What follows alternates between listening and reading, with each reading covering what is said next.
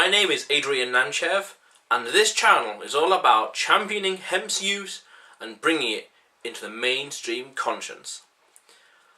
After about 8 or so months of planning, theory, preparation, adjusting, tweaking, refining, and envisioning and imagining, I have finally launched the website and business We Want Hemp. I first had the idea of starting a hemp-based business in around mid 2015.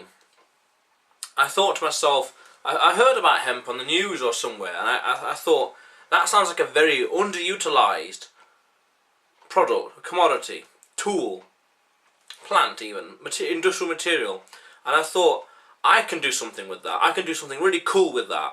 And I imagined myself doing a hydroponic, biofuel, engineering kind of business. Right out the bat, that's what I imagined. I didn't do anything with it, with the idea. A mix of things like I was too focused on something else, and it was something I was going to do in the future, way in the future, and didn't do much of it, didn't do much with it. But over time, I just learnt new things, as an entrepreneur does. This is my third business, in fact, third attempt even at business. Arguably fourth or fifth, but third. So I learned new things. And about a year ago, in mid 2016, I learned from a mentor of mine that you should start a business based on your strength. And I realised that, hang on a minute, this hemp idea I've got, doing it based on biofuels and hydroponics and Series 1 investments and building these massive farms and all the rest, I don't know any of that. I know nothing about industry, I know nothing about engineering, I know nothing about biofuels, so I thought, forget that idea, scale it down, and do it based on my strengths, but do it based on my circle of competence, which I realised was e-commerce, marketing, and selling things online. And I think, how can I do something with hemp and yet do something with e-commerce? A Venn diagram, hemp, e-commerce. And it slowly shifted from thinking and imagining and pondering, a lot of pondering, to eventually, we want hemp. We want hemp. There it is. Because I realised that hemp is very underutilised and has a lot of potential that can be leveraged by mankind. It's not that I'm in love with the plant per se, I'm in love with the results of the plant. I'm in love with the benefits of using the plant when applied to industry. I'm in love with the yield that it has versus trees. I'm in love with the chemical structure and CBD and what it has for the human body. I'm in love with what it can do, what hemp can do for mankind. So I see this vision with We Want Hemp is to start off with advocating, the vision from day one will be to champion the use of hemp and bring it into the mainstream conscience. So championing it, advocating it, teaching about it, using it, living it. I've got some milk here from another hemp company. I've also got some hemp shampoo here from another company I use. So if I want to champion hemp, I've got to live it. I have got to use it. I've got to use the products of the competitors. I've got to understand how it works and how I use it, how people can use it in their lives. So I'm championing it and I'm bringing it into the mainstream conscience. So by bringing it into the mainstream conscience, I'm creating products that people can use in their day-to-day lives. I'm creating content that people can consume and engage with that can change their life. Viral content, educational content. This business of mine has a purpose. It's something I give a shit about, and it's new methods and avoiding the mistakes that I've made from the past. In my previous business, it was very labour intensive. Very brave business to do, but very labour intensive, and it wore me down. In this business, I realised that I need to focus my time on what I called income producing activities. So what this means is, when I get to the first few hundred sales, I need to build a team, which is something I've never done before. To this date, I've never done before. Never built a team, never managed a team in a business sense. And a vision is to build a team to automate the sales out. Get staff and an office place to grow the hemp advocacy and the hemp clothing department. That's phase 1. Phase 2, ultimately, I want to go into procurement. Procurement means shampoo, milk, other things that people use in their day-to-day lives. I'm envisioning building a brand called original. Not going on the basis of it's hemp, buy hemp, drink hemp, hemp, hemp, hemp. It's more a case of hemp, the original crop that mankind used since 6000 BC. It's the original bar of soap. It's the original milk. It's the original paper. That's what I want to go for. I want to take hemp away from this, oh, hippie love, smoking it, yeah, I love going high on weed. That kind of persona, that stigma, and taking it to a more serious saying, hey, we can use this. It's got a better yield, much more efficient. The cellulose is much better. The R value in hempcrete is much more efficient. It's a more serious crop rather than something that's joked about. You know, get high on your drapes, get high on the clothing. Yeah, bollocks to that. No. Championing hemp's use, taking it from a stigma to something serious. And this is done through awareness, through grassroots education, through viral marketing. This is a way to doing it on your own. Some people say they need to do through government, through education. That's true indeed, but that's a long-winded. I've got no control of what government thinks and says, but I do control the message that I can craft and create and share with the world. And when I share it with the world, I'm creating a movement through persistence and hitting that tipping point. Through persistence and consistency, I'm hitting that tipping point, which will make it into the mainstream. And when it gets to the mainstream conscience, then hemp is seen as a viable alternative.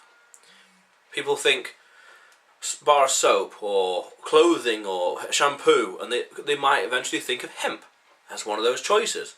You know, ammonia free, etc. Oh, hemp. Hemp shampoo, bar of soap. Rather than animal fat or whatever else they use hemp. Or clothing, cotton, linen, hemp. Exactly that. I sincerely believe that mankind is underutilizing this plant, this industrial material, and I want to change that. When I go into procurement, you see, a t-shirt business will be a few thousand, it will be profitable, it will be a few thousands, 50,000, 30,000, stuff like that. A nice round number, maybe 100,000. Nice round number. Procurement has the potential to be a multi-million pound business, where we are a retailer and a wholesaler to small independent health stores in the UK and or the US, as well as big places like Walmart and or Tesco's. Think big. If I can be a supplier for big international chains, that's good. It's the potential, as the capacity as a business to be a multi-million pound business, where I'm selling products to a lot of people around the world. I think the next stage after that will be one of 2 or 3 different ways. One will be biofuel. Not biofuel. No. That's interesting reading. Biotech, plastics and paper, or construction. Construction, simply buying some land and building homes made of hempcrete, or hemp adobe, depending on who you talk to, or depending on which supplier you talk to. Because these houses, depending on further research into actual industrial construction processes, will be a lot more efficient and possibly a little bit cheaper or the same price to construct them, but the construction time might be a lot less. Building them and renting them out. Tackling housing problems, certainly in the UK, such as building hemp homes. And by doing so, championing hemp and bringing it to the mainstream conscience. We're building a house. Let's use hempcrete. Oh yeah. People have seen it before already. Let's do it again. Other one, paper and plastics. I believe in the paper industry, hemp is only 0.5% of the world's supply of paper. And hemp is a lot more efficient crop than trees. It grows in like 3 or 4 months, and the yield is like 2 to 2.5 times greater than that of trees. So why are we as mankind not utilising hemp in paper production? Email and all the rest is great, paper less, but when we do use paper for books and beyond, why aren't we using hemp? We're underutilising it. We're not leveraging as much as we can. We're not using nature's resources to the best of our ability and most efficiently. Why aren't we? So paper and plastics has a lot of potential. And biotech, because my ultimate vision will be to create what is called a lunar crop. That is something I coined today. A lunar crop. Which means that not through genetically modified, not GMOs, but through crossbreeding in certain kind of atmosphere, temperature, vitamins and minerals, certain kinds of soil, etc., atmospheric pressure and all the rest, we can create, I'm confident we can, I don't know anything about it yet, but I'm a very fast learner, we can create a breed of plant, of hemp, cannabis sativa, that can grow on the surface of the moon, surface of Mars, and Antarctica, South Pole and North Pole. That way we can create a crop that can supply our colonies on the moon and on Mars, as well as we can utilise all the land as possible on the Earth. Now, I'm aware that there is a treaty that expires in 2035 that says that the countries cannot mine the North Pole for the minerals there. I know there's gold deposits there, but humans, the countries can't mine there until 2035. So there's a lot of complexity behind all this vision.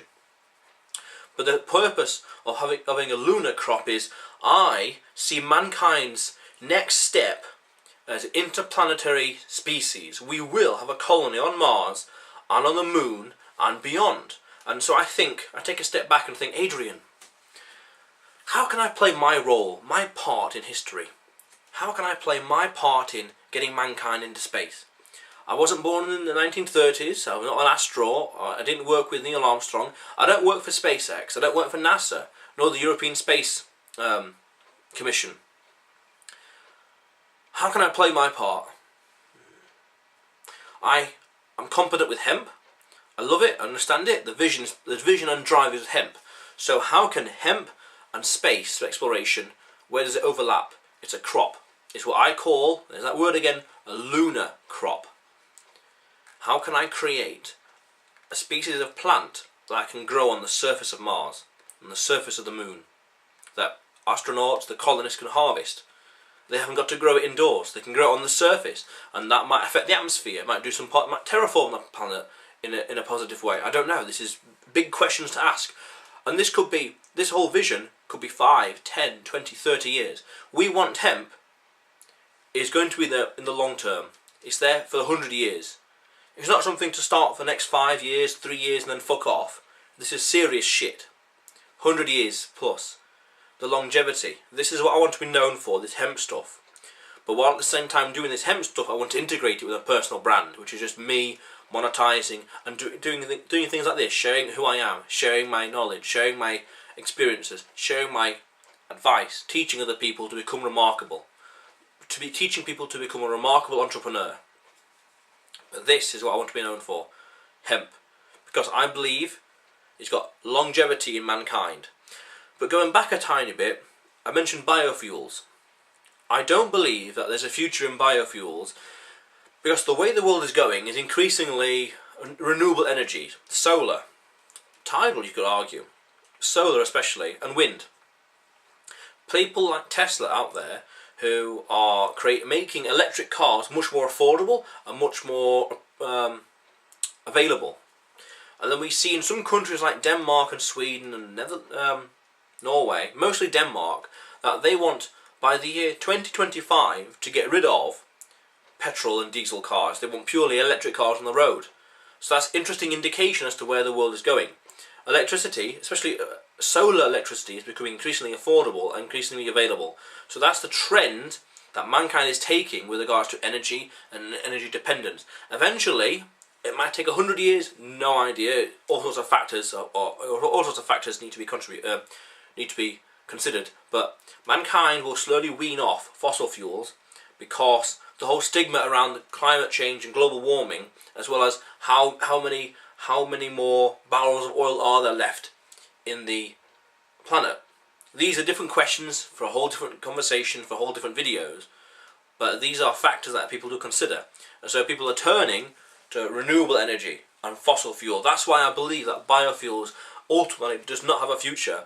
Ethanol and hempanol does not have a future because we're looking for something that's an alternative to fuels, chemical combustion.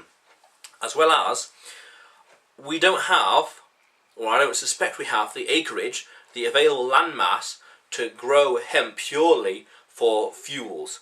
We can have it for clothing, for construction, for food stuff, but I don't think we have the spare land enough to create hempanol or ethanol for vegetable fuel for cars to replace petrol and diesel. I don't believe we have the spare land for that. So we need to prioritise hemp for construction, manufacturing, food and food stuff, and possibly the sun. Take parts of Algeria, take corners of Utah, very efficient solar panels, create solar energy, and wind in some parts of the UK and in Germany, as well as you could argue tidal. But I don't quite know why people don't want to use tidal. Probably the infrastructure costs and getting it under the water, and I don't know. But the point is, people are going to move away from biofuels and towards renewable energy. So that's why I believe there's no future in hemp biofuel. Whereas creating a plant that can go on Mars, there's a future in that. We're an interplanetary species. Creating paper and plastics made of hemp, which are much more biorenewable, there's a massive future in that. For hundreds and thousands of years from now, these plastic Coca-Cola bottles and all the rest, they're going to might still be around. But a biodegradable plastics and a biodegradable paper, or certainly hemp paper, lasts a lot better, stands the test of time a lot better as well, has more potential. And buildings made of hemp, to avoid things like sick building syndrome, and creating a much better R value, where it keeps you cool in the summer and keeps you warm in the winter, much more breathing building, as well as sequestering carbon. So the lime in the wall petrifies over time, and that petrification process absorbs and sequesters carbon from the atmosphere. So we could then argue that building hemp buildings is arguably a carbon sink and or carbon negative. So there's future in that. But that's my vision with this business. We Want Hemp. Champion hemp's use and bring it into the mainstream conscience. And there are so many avenues around this that right now I've got to focus on the initial stuff. Clothing and awareness, building the community, building the brand, building the demand, getting the sales in. It's the fact this is day one. This is the very, very, very beginning. And I look forward to watching this video in the future, saying, what have I done? What struggles I went through? What challenges? What failures I made? And I look forward to watching this in the future, saying, I've come a long, long way. But that's the vision. Champion the use of hemp and bring it into the mainstream conscience. And video is an integral part of that. How cool is that? But my name is Adrian Nanchev, and this channel is all about championing hemp's use and bringing it into the mainstream conscience. How cool is that?